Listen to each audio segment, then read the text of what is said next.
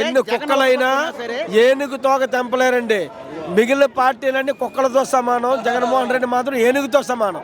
ఎందుకంటే ఒక్కడే తండ్రి చనిపోయిన తర్వాత ప్రజల్లోకి వచ్చి ప్రజల మన్నన పొంది నేనున్నాను మీకని ఒక భరోసా ఇచ్చి ప్రజలు ఏ నమ్మకంతో అయితే గెలిపించారో అదే నమ్మకంతో ప్రజలకి ఇంటింటికి పథకాలు అందేటట్టు ఏ మధ్యలో ఏ పారదర్శకత లేకుండా నేరుగా ఏ కరప్షన్ లేకుండా చిన్నగా లంచగొండితనం చంద్రబాబు నాయుడు హయాంలో చేసింది పావలా, పబ్లిసిటీ మధ్యలో తిన్నది జన్మభూమి కమిటీలో తిన్నది ముప్పావల.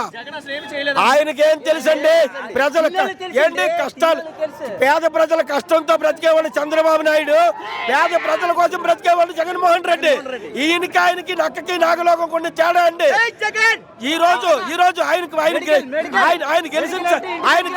ఆయన గెలిచిన ప్రతిసారి కూడా సెంట్రల్ తో పొత్తు, ఈయనతో ఎవరు పొత్తు లేవు, ఎవరితో ఓటాలు లేవు.